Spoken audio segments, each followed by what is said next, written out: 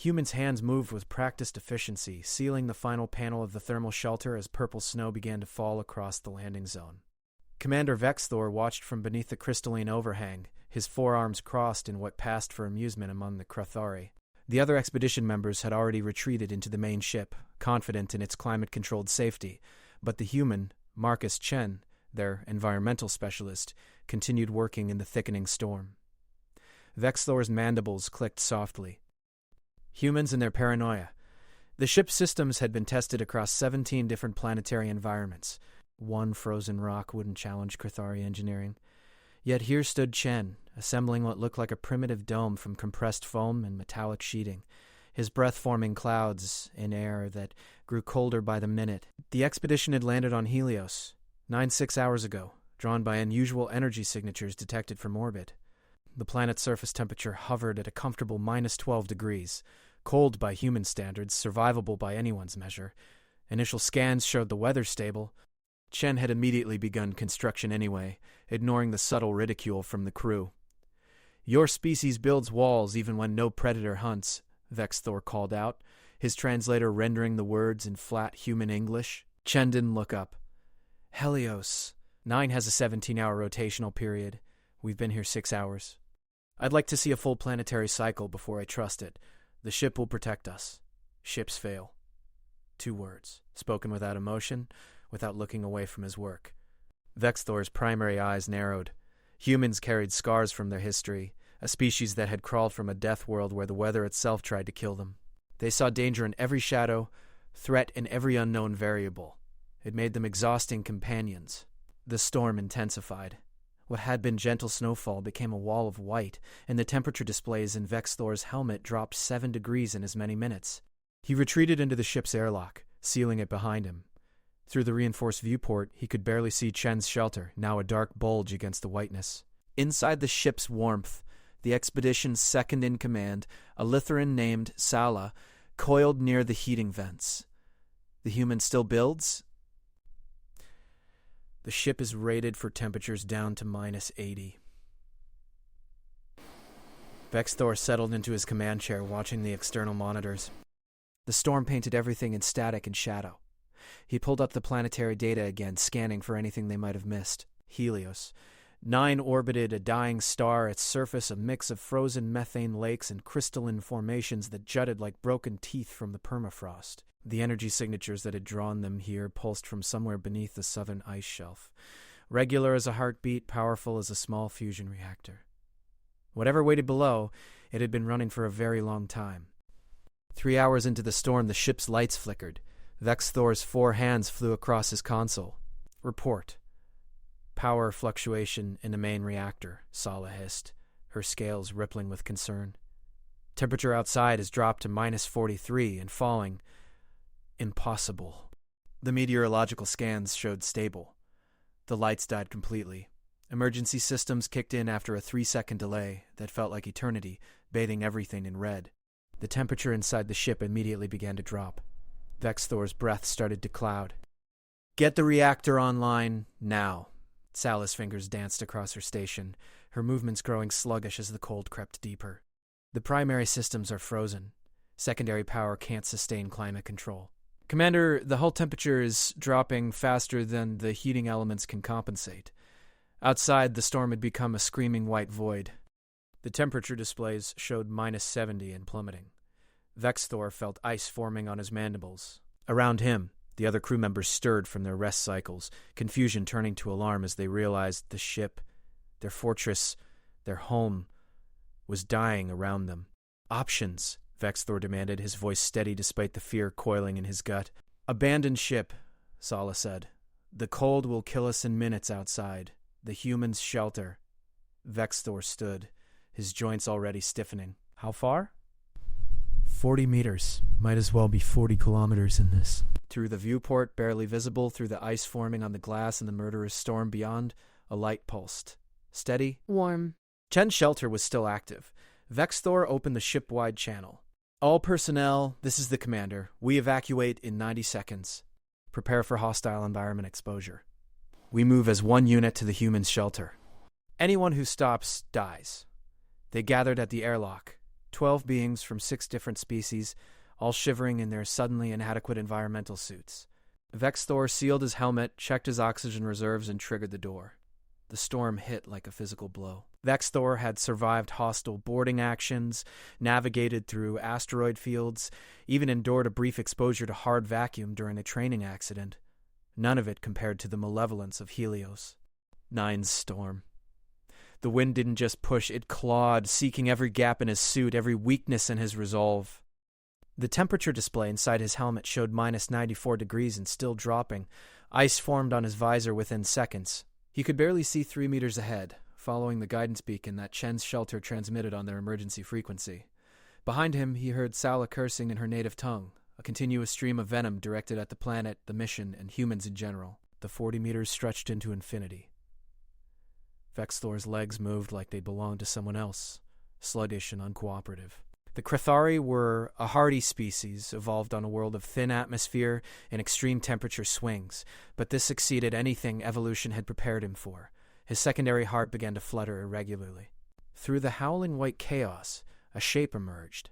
The shelter looked absurdly small, a dome barely large enough for half their number, its surface already crusted with ice. But light glowed from within, visible through the translucent sections, and heat shimmer surrounded it like a protective aura. The entrance dilated as they approached, Chen's face appearing in the gap. No smudness, no "I told you so" expression, just calm assessment and quick action. "Inside, quickly! Remove your suits in the outer chamber!" Vexthor pushed through first, his command training overriding the desperate urge to simply collapse into the warmth. The shelter had an airlock. Of course it did. Chen had built it properly, and he stripped his frozen suit with hands that barely cooperated, leaving it steaming in the outer chamber before pushing through to the inner dome. The warmth hit him like a blessing. Chen had somehow created a space that accommodated all 12 of them. The interior, larger than the external dimensions, suggested through clever use of vertical space and compressed storage. Heating elements lined the walls, powered by a portable fusion cell that hummed contentedly. Survival supplies, water, rations, medical equipment were organized along one wall. Chen worked methodically, helping each crew member through the airlock, checking for frostbite, distributing thermal blankets. He prepared for this, known it would happen. Vexthor's pride warred with gratitude and lost. "How did you know?" Chen glanced up from examining Sala's nearly frozen tailtip. "I didn't. But Helios. 9 orbits a variable star in its death phase. The energy output fluctuates. If the star sneezed during our landing window, the planet's already marginal atmosphere would destabilize. Temperature could drop anywhere from 50 to 200 degrees within hours. The scans showed stable conditions. The scans showed a snapshot. Weather is temporal.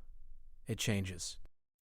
Chen finished treating Sala and moved to the next crew member, a Bulgarian whose exoskeleton had cracked from thermal stress. His hands were steady, professional. "Your ship was designed for extremes, but ships have failure points. Environmental suits are rated for specific durations. This storm could last days." Outside, the wind shrieked. Vexthor pulled a thermal blanket tighter around his thorax and studied the shelter's construction. The walls were triple-layered, the heating system redundant with both fusion and chemical backup, the air filtration designed to process 12 different species' respiratory requirements. Chen had built this in 6 hours. Alone. While they'd mocked him. "The shelter can sustain us how long?" Vexthor asked. 48 hours comfortably, 72 if we ration carefully. After that, we'll need to reach the ship and salvage what we can. The ship is dead. The ship is cold. There's a difference. Once the storm passes, we can reboot the reactor if the core hasn't cracked. If it has, we cannibalize parts and extend the shelter's operational window until rescue arrives. Chen spoke matter-of-factly, without drama. To him, this was simply problem-solving. Survival wasn't heroic. It was methodical. Sala coiled near a heating element, her scales gradually regaining their normal iridescent sheen. Human. I apologize for my earlier words. Chen nodded, accepting without needing the apology verbalized. The shelter settled into quiet efficiency. Crew members claimed sleeping spaces, conserved energy, processed their brush with death in their own ways. Vexthor watched Chen configure the shelter's monitoring systems, tracking the storm's progression, the ship's status, and something else, those energy signatures that had drawn them here in the first place. "The readings are stronger," Chen said, not looking up from his display. "The storm is coming from the southern ice shelf. from the source. Explain. Helios, 9 shouldn't have weather this violent. The atmosphere is too thin, the stellar input too weak. But if something beneath the ice is generating massive thermal output, creating convection currents, destabilizing the atmospheric layers, Chen pulled up a geological map highlighting the energy signature. Whatever's down there just woke up. Vexthor felt cold that had nothing to do with temperature. Woke up? The readings show cyclical patterns. 17-hour cycles. We arrived at the beginning of a pulse phase. The energy output is increasing exponentially. Commander, I don't think this is a natural phenomenon. I think something is alive down there, and our landing triggered its defensive response. The shelter's lights flickered. Just once, just for a moment, but everyone noticed. Chen's expression didn't change, but his hands moved faster across the controls.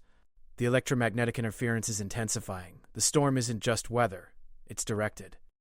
Directed by what? Chen finally looked at Vexthor, and in his eyes the commander saw something he'd rarely encountered. Uncertainty. I don't know, but it knows we're here, and it doesn't want us here. The question is whether it will stop at just freezing us out. The wind outside reached a pitch that transcended sound, becoming a physical vibration that thrummed through the shelter's walls. Temperature displays showed minus 140 degrees. Nothing should survive that. Nothing biological, nothing mechanical. Yet the shelter held, and beneath their feet, something ancient and powerful continued to pulse its regular heartbeat. Vexthor made a decision. All personnel, listen carefully. We are no longer on a scientific expedition. We are in a survival situation against an unknown hostile entity.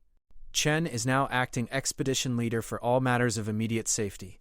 My command authority remains for strategic decisions, but if Chen tells you to do something, you do it instantly. Understood? Murmurs of acknowledgement rippled through the shelter.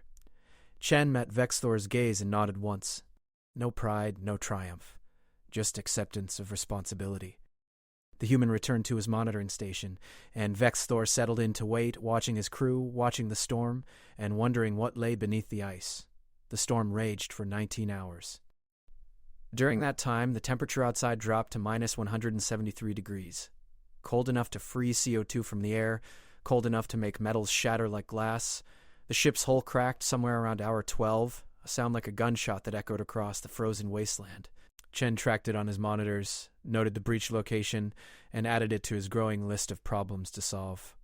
The crew adapted to their confinement with varying degrees of grace. The Bulvarian, whose name translated approximately to clicking stones, meditated in complete stillness, his species' natural response to crisis.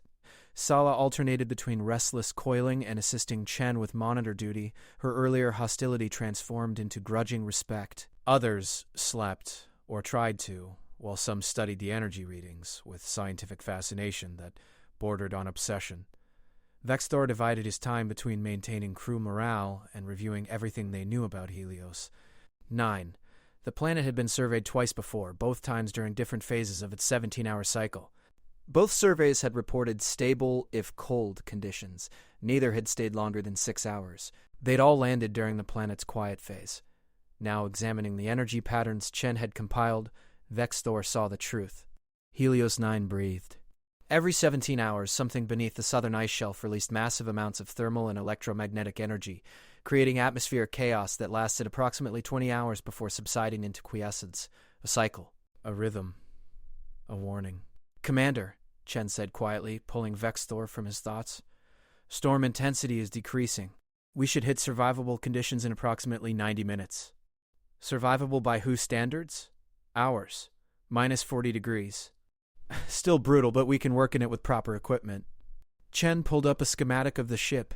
I need to reach the reactor core and assess damage. If we can get power back online, we can establish a proper base camp. If not, we'll need to strip the ship for parts and expand this shelter significantly before the next cycle hits. You're certain there will be another cycle? Absolutely. The pattern is consistent, going back weeks, according to the long-range data I pulled from the ship before it died. Every 17 hours, like clockwork. Whatever is down there has been doing this for a very long time. Vexthor studied the younger human. Chen was perhaps 30 standard years old, young for an environmental specialist on an expedition of this importance. His file had mentioned extensive survival training, multiple certifications in extreme environment protocols, and a peculiar notation about Earth analog experience that Vextor hadn't fully understood. Now he did. Earth, humanity's death world, had taught its children well. "What do you need from me?" Vextor asked. "A team of 3. Yourself, if you're willing." Sala, because Lytherans have excellent fine motor control for delicate repairs. And clicking stones, because Bulgarian exoskeletons handle temperature stress better than most species' environmental suits. You have them? When do we leave? The moment the temperature hits -40. We'll have approximately 16 hours of quiet phase to work before the next cycle begins. That's enough time to restart the reactor or determine that it's unsalvageable. Chen paused, his expression troubled. "Commander, there's something else. The energy signature beneath the ice is moving." Vextor's mandibles spread in alarm. "Moving how? Vertically?" "Upward, slowly but consistently. If the pattern holds, it will breach the surface in approximately 73 hours. What do you think it is?" Chen was quiet for a long moment. "On Earth, we have volcanoes, geothermal vents. Pressure builds beneath the crust until it has to release. This reads similar, but the regularity is wrong. Geological processes aren't clockwork. This is something else, something that follows rules. Purpose. You think it's intelligent. I think we should be prepared for anything."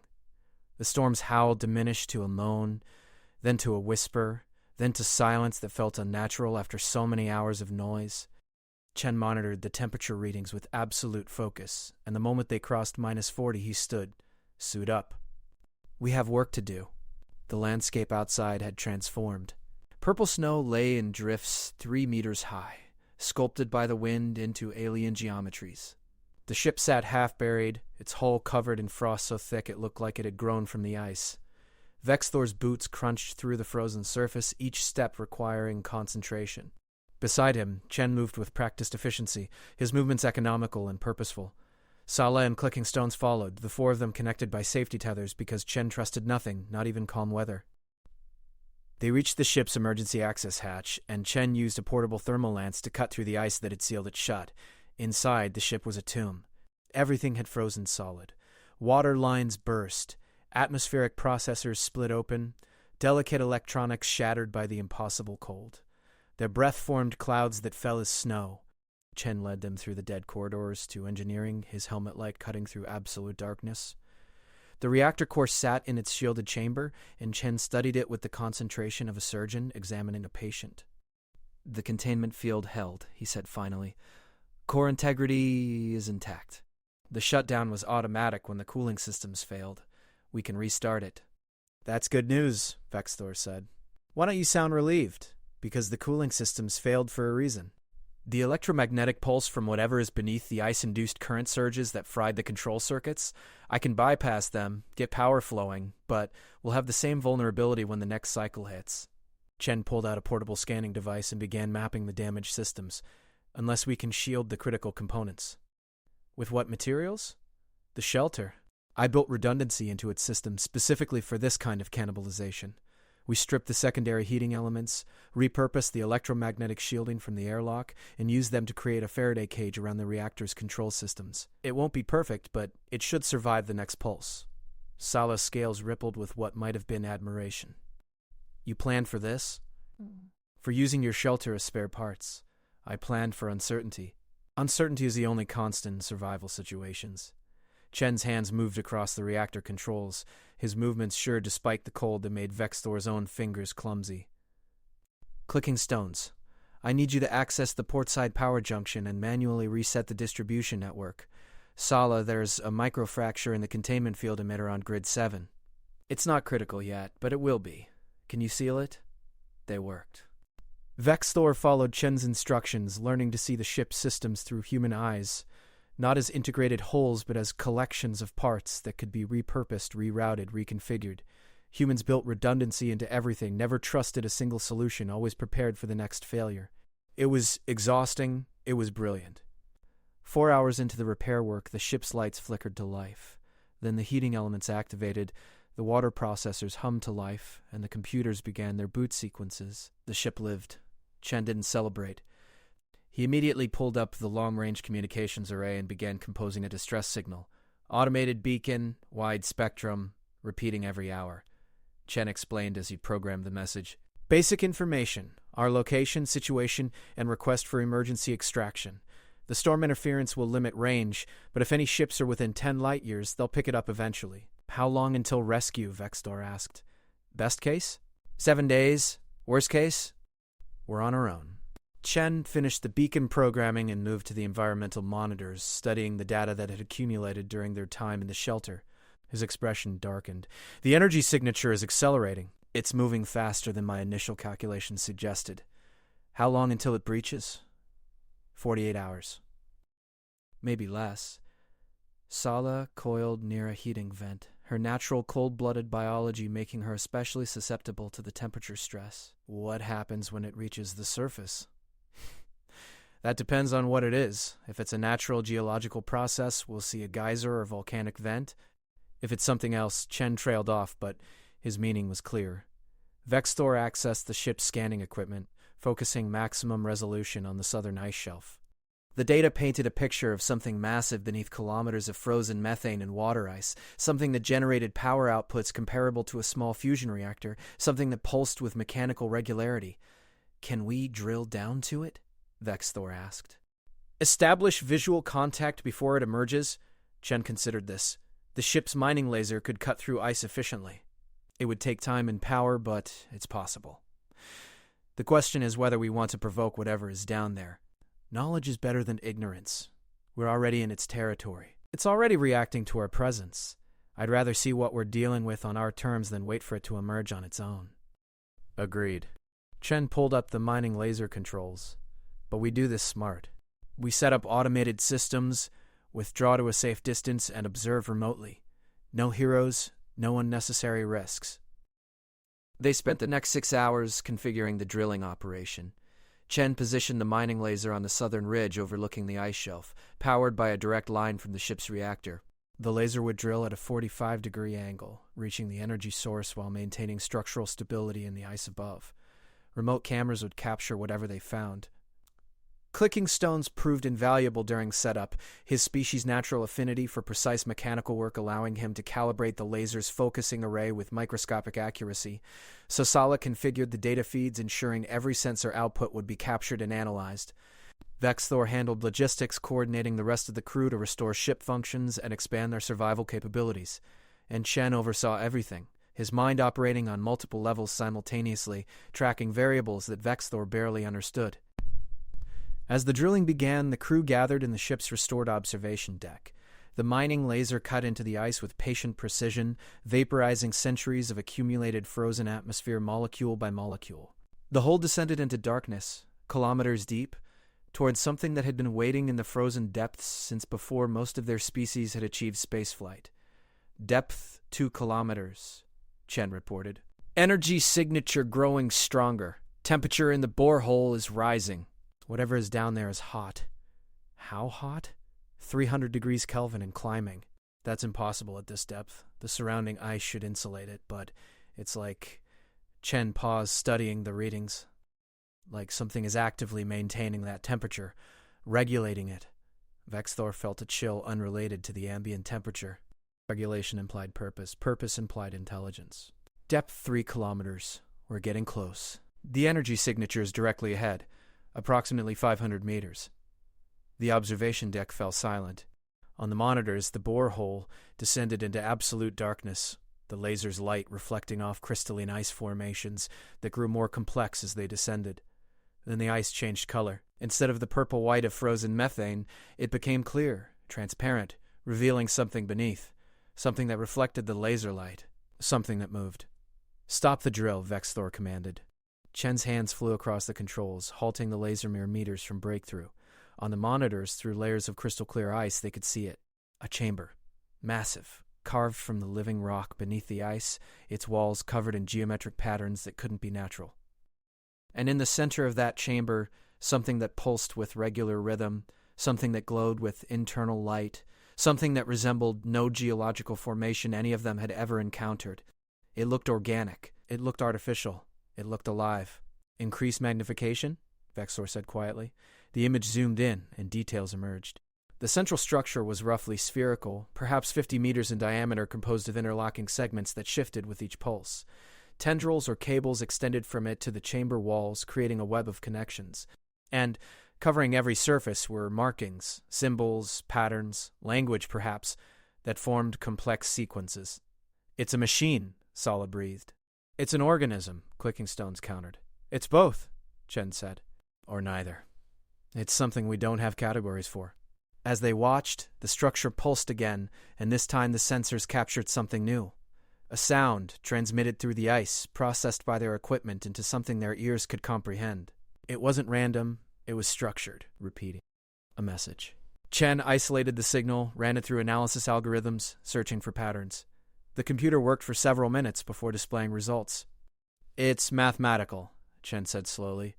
"Prime number sequences. Binary code. Basic universal constants. It's trying to communicate with us? With anyone? This is a beacon. It's been broadcasting into the ice for," Chen checked the geological data, "approximately 40,000 years." Vexthor's 4 hands gripped his command share. "A beacon from whom? Unknown, but the energy signature matches the pulse we've been tracking. Every 17 hours it increases output, trying to break through the ice. It's been trying for 40,000 years. The implications hit Vexthor like a physical blow. Somewhere, somehow, someone had built this structure, placed it beneath the ice of Helios 9, and set it to broadcast eternally. Waiting, searching, calling. "We need to establish contact," Vexthor said. "Absolutely not," Chen replied firmly. "We have no idea what this is, what it wants, or what it's capable of. For all we know, it created the storm specifically to eliminate us. Or to test us," Sala suggested, "to see if we could survive. To determine if we were worthy of contact." "That's speculation," Chen said. "What we know is that it's powerful, it's ancient, and it's about to break through the ice whether we wanted to or not. We need to prepare for every contingency, and that means..." The ship's alarms screamed. Every monitor lit up red. The energy signature beneath the ice spiked to levels that exceeded their instruments' capacity to measure, and then the structure moved. Not slowly, not with the patient rhythm they'd been tracking. It moved fast, violently, purposefully. The ice above it shattered from internal pressure, and something began to rise. The crew scrambled to their stations as the ship's sensors struggled to track the ascending entity. Vexthor watched the displays in disbelief as the structure punched through kilometers of ice like it was thin paper, rising on a column of superheated gas that vaporized everything in its path. "All personnel, secure for impact," Chen's voice cut through the chaos with absolute clarity. "Emergency protocols now!" The ship's automatic stabilizers activated as the ground beneath them began to shake. Vexthor strapped into his command chair, watching through the viewport as the southern ice shelf erupted in a geyser of steam and debris. The structure emerged into Helios 9's twilight like a dark sun being born, its surface still glowing with internal heat. It was massive. The 50-meter sphere they'd seen was just the core. Extending from it were geometric appendages that unfolded as they rose, creating a structure that resembled a flower, or a hand, or a trap. Within seconds it towered 300 meters above the ice, still rising, still growing, its segments rearranging themselves with purpose and precision. "Get us airborne," Vexthor commanded. "Sir, the ship's flight systems are still compromised," the navigator reported. "We have maneuvering thrusters only. Full atmospheric flight will take another 6 hours minimum. Then we move on thrusters."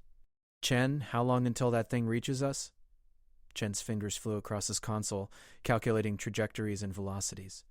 "At current rate of ascent, it will clear the ice shelf in 40 seconds. If it continues on its present vector, it will pass within 200 meters of our position in 3 minutes. Intent? Unknown. Could be coincidence. Could be deliberate. The structure's ascent slowed, then stopped.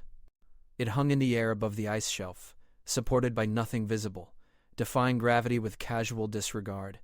The geometric appendages spread wider, and Vexthor realized they were opening, revealing something within. "Sir, I'm detecting directed electromagnetic signals," the communications officer reported. "Same pattern as the beacon. Prime numbers, binary, basic math, but stronger. Much stronger. It's focused on us specifically." "It knows we're here," Sala whispered. "It's been calling for 40,000 years, Chen said quietly. And we answered. The structure pulsed, and suddenly the ship's entire communications array came alive with data. Not random noise, not simple mathematical sequences, but complex information streams that overwhelmed their systems. The computers struggled to process it all, fragmenting it into manageable pieces. "I'm getting image data," the communications officer said, "and audio, and something else, some kind of sensory information I can't classify. It's sending us everything." Chen isolated the image data and threw it on the main view screen. What appeared there made Vexter's breath catch. Stars. Thousands of them, mapped in precise detail, with notations in an unknown script beside each one. Then planets, hundreds of different worlds, each documented with orbital mechanics, atmospheric composition, geological data. Then beings. Dozens of different species, none that Vexthor recognized, each one shown in various contexts. Building, creating, living, dying. "It's a record," Chen said, his voice filled with awe. "A database. The history of a civilization, maybe multiple civilizations. It's sharing its entire archive with us." The images continued to flow. Cities that spanned continents, ships that dwarfed any vessel the known galaxy had produced, engineering projects on scales that defied comprehension. And then something changed. The images darkened. The cities burned. The ship shattered. The species that had built such wonders were shown in their final moments, fleeing from something that the archive represented only as absence, dark spaces where stars should be, empty voids where planets had existed. "They were running from something," Sala said. "This is a warning." "Or a memorial," Chen replied. "A record of what existed before it was destroyed." The data stream ended. The structure hung in the air, silent, waiting. Vexthor made a decision that could define his entire career, his species' future, possibly the fate of multiple civilizations. "Open a channel. All frequencies, all communication methods. Let's respond." Chen looked at him with something that might have been respect or concern. "What do we say?" "The truth. We're explorers. We mean no harm. We want to understand." The communications officer configured the broadcast, and Vexthor spoke carefully, choosing words that conveyed peaceful intent without revealing weakness, curiosity without showing ignorance. His message was simple. "We hear you. We receive your record. We honor those who came before. We wish to understand." For 17 seconds, nothing happened. Then the structure's appendages shifted, reconfiguring into a new pattern, and a response came. Not in words, not in mathematics, but in images that appeared directly in their minds, all of them simultaneously, bypassing technology entirely. Vexthor saw a planet, blue and green and beautiful, teeming with life, orbiting a stable yellow star. He saw civilizations rise and fall across its surface, saw species achieve consciousness and reach for the stars, saw them build and explore and dream. He saw what they had called themselves, a concept that translated roughly as the shepherds, beings who had taken it upon themselves to preserve and protect and guide. And he saw why they had failed. The darkness that had consumed their empire wasn't a species or a weapon. It was entropy itself, the heat death of their corner of the universe arriving billions of years ahead of schedule, space-time unraveling at the quantum level, destroying everything it touched with absolute finality.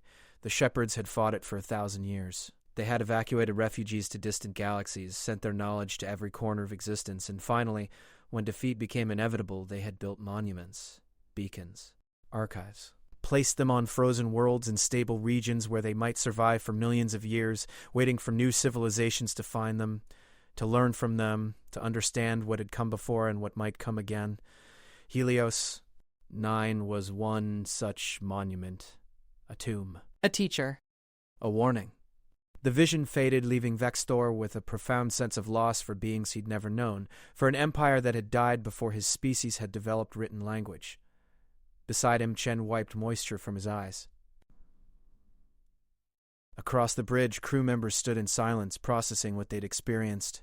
The structure's appendages shifted again, forming a new configuration, and Vexthor understood its meaning without needing translation. It was offering them a choice. Take the knowledge it contained, add their own history to its archive, and carry it forward to share with others. Or reject it, leave this place, and allow the monument to continue its eternal vigil alone. Vexthor looked at Chen. "Your assessment? We take it," Chen said without hesitation. "Every species that comes after us deserves to know what came before." The shepherds died protecting that knowledge. We honor them by preserving it, even if it draws attention from whatever destroyed them, especially then. Knowledge is the only weapon against ignorance. Understanding is the only shield against the unknown. Chen moved to the communications console. Besides, we're already committed. The moment we drilled that hole, we became part of this story. Now we get to help write the next chapter. Vexthor nodded, decision made. Transmit our acceptance. Full archive download, unrestricted access, and prepare our own records for upload. If we're adding to this library, we do it properly. The structure responded immediately. A beam of coherent light extended from its core to the ship, and suddenly the computers came alive with incoming data. Petabytes, exabytes, information flows that should have taken years to transmit pouring into their systems in seconds. The archive of the shepherds, 40,000 years of waiting, finally sharing its knowledge. Chen worked frantically to route the data to every available storage system, expanding memory banks on the fly, creating redundant backups across multiple isolated systems. "This is incredible," he muttered, scanning through fragments of the incoming information. Medical technology, engineering principles, star maps, cultural records. It's everything. Literally everything they knew. "How long to complete the transfer?" Vexthor asked. "At this rate? 12 hours. But, Commander, there's something else. The archive isn't just passive data, it's teaching us how to use it. Look." Chen pulled up a file that had self-extracted and begun running autonomous processes. On the screen, technical schematics appeared. Ship designs utilizing principles of physics that Vexthor didn't recognize, power generation methods that seemed to violate thermodynamic laws, propulsion systems that could cross galaxies in subjective weeks. "It's adapting the knowledge to our level of understanding," Chen explained. "Taking their advanced science and translating it into frameworks we can comprehend and implement. It's not just giving us answers, it's teaching us to think like they did." Sala studied the medical files, her scales flushing with excitement. These healing techniques could eliminate half the diseases we know. The biological engineering alone would revolutionize agriculture, extend lifespans across dozens of species. This knowledge will change everything. "That's what I'm afraid of," Vexthor said quietly. The crew turned to look at him, confusion evident in their varied physiognomies.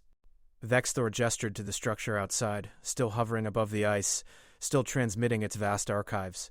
"The shepherds were more advanced than we can imagine, and they died anyway. They had all this knowledge, all this power, and it wasn't enough. What makes us think we can do better? Because we have their mistakes to learn from," Chen said. "They fought alone, each civilization in isolation. The archive shows that clearly. They never achieved true unity, never pooled their resources and knowledge until it was too late, but we can. We can take what they learned, share it with every species we encounter, build something stronger than any single empire. You're talking about changing the entire political structure of known space." "The darkness that killed the shepherds. What if it comes back? What if it's still out there, moving through other regions of space? We need to be ready. We need to be united. This knowledge gives us a chance." Vexthor considered this. Chen was right, of course. The humans' pragmatic approach to survival had saved them all from the storm. Perhaps it could save entire civilizations from threats they didn't yet understand. But the implications were staggering. "We'll need to present this to the Council," Vexthor said. "Let them decide how this knowledge gets distributed. With respect, Commander, the Council will bury this. They'll classify it, restrict access, use it to maintain power balances and political advantages. That's what governments do." Chen's voice was gentle but firm. "The shepherds put these archives on frontier worlds for a reason. They wanted them found by explorers, not bureaucrats. By beings willing to look into the unknown, not those comfortable with the status quo. You're suggesting we defy the Council? I'm suggesting we honor the shepherds' intent. Make the knowledge freely available. Broadcast it openly. Let every species, every civilization decide for themselves how to use it. Trust in collective intelligence over centralized control." Clicking Stone spoke for the first time in hours, his translated voice thoughtful. "The human is correct. My people have a saying. Closed hands hold nothing but their own emptiness. Knowledge shared multiplies. Knowledge hoarded dies." Sala coiled in agreement. The archive itself demonstrates this. The shepherds' greatest achievements came not from competition, but from cooperation. We should follow their example. Vexthor looked around his bridge at beings from 6 different species, all united in purpose despite their earlier conflicts, all willing to embrace dangerous knowledge for the sake of future generations. Chen had built more than a shelter on Helios. 9. He'd built trust through competence, demonstrated that preparation wasn't paranoia but wisdom, shown that survival required both individual skill and collective cooperation. Very well, Vexthor said. We take the archive. We share it freely, and we prepare for whatever comes next.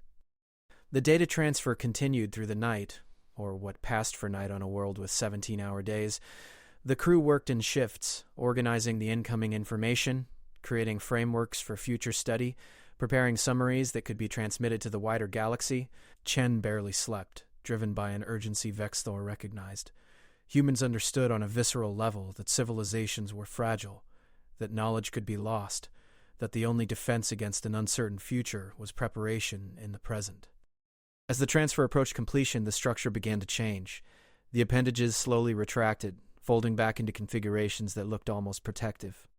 The glow from its core dimmed. "What's happening?" Vexthor demanded. Chen studied the readings. It's shutting down, or returning to standby mode more accurately. The active phase is ending. Why? Mission accomplished. It found intelligent beings, shared its knowledge, completed its purpose. Now it returns to waiting, in case other species come. The beacon will continue broadcasting, drawing explorers for millions of years to come. Should we take it with us? Chen shook his head. It belongs here. This is its post, its duty. The shepherds built it to endure, to wait, to teach. Moving it would betray their intent. But we can leave monitoring equipment, ensure other expeditions find it safely. The structure descended slowly, majestically, settling back into the crater its emergence had created. The ice around it began to refreeze, already starting the process that would eventually bury it again, preserving it for the next discovery. But now it wouldn't be forgotten. Now its knowledge lived in the ship's computers, soon to spread across the galaxy. Vexthor composed a message to the Council, carefully worded to present the discovery as too significant for normal classification protocols, too important for political considerations. He knew they would resist, but he also knew that once the archive's existence became public knowledge, suppression would be impossible. Chen had been right about that too. The storm that had nearly killed them began again right on schedule, 17 hours after the first one had ended. But this time they were prepared. The ship's shields held against the electromagnetic pulse, the reactor maintained power, and the crew watched the raging weather from comfortable safety. No one mocked Chen's caution anymore. When the storm passed, they began preparations for departure. The ship's systems had been reinforced, the damage repaired, and rescue was unnecessary. But before leaving, Chen made one final trip to his shelter. Vexthor accompanied him, curious what the human felt returning to the structure that had saved their lives. Chen walked through the small space, checking systems, securing equipment, leaving supplies in case future explorers needed them. He paused at the entrance, looking back at his creation. "You're leaving it intact," Vexthor observed. "For the next expedition. Someone else might need it. You truly believe the ship would fail." "There's a difference." Chen sealed the shelter and activated its beacon. Survival isn't about predicting the future. It's about being ready for possibilities. They returned to the ship, and Vexthor gave the order to launch. As Helios. 9 fell away below them, growing smaller against the darkness of space. Vexthor found himself thinking about shelter. Not just the physical structure Chen had built, but the concept itself.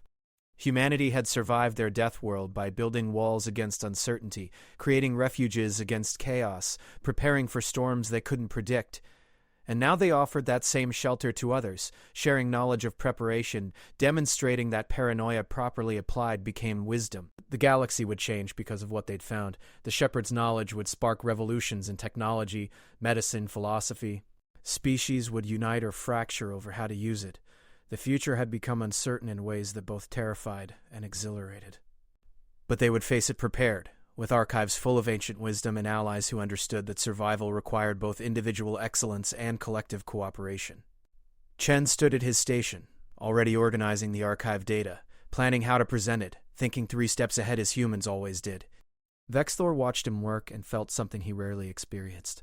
Hope tempered by realism, optimism supported by preparation. The darkness that had consumed the shepherds might return someday. Entropy might accelerate again, threatening new civilizations with the same extinction. But if it came, the galaxy would face it together, armed with knowledge of what came before and the will to build better shelters against the storm. Outside the viewport, stars wheeled in their eternal dance. Somewhere among them, other monuments waited, other archives slept, other knowledge lay preserved against time's erosion. And somewhere, other explorers would find them, guided by beacons that had called across millennia. Chen had been right about that too. Knowledge wasn't meant to be hoarded. It was meant to be shared, scattered like seeds across the fertile ground of curious minds, growing into forests of understanding that no single storm could destroy. Vextor settled into his command chair and began composing his report, choosing words carefully, building arguments to support open distribution of the archive. It would be a fight. The council would resist. Political forces would oppose, but they had survived Helios' 9 storms. They could survive bureaucracy. And if they failed, if the knowledge was buried and classified and locked away, well, Chen had already created 17,000 backup copies distributed across independent servers throughout known space, with instructions for automatic public release if any attempted suppression was detected. Of course he had. Vextor's mandibles spread in what humans would recognize as a smile. He'd learned something on this frozen world beyond mere survival techniques. He'd learned that true strength came not from believing nothing could go wrong, but from preparing for everything that might. The aliens had mocked the human for building shelter until the frozen planet had proven him right. Now the entire galaxy would learn the same lesson whether they liked it or not. The ship accelerated toward home, carrying knowledge that would reshape civilization, guided by beings who understood that the only shelter that truly mattered was the one you built before the storm arrived.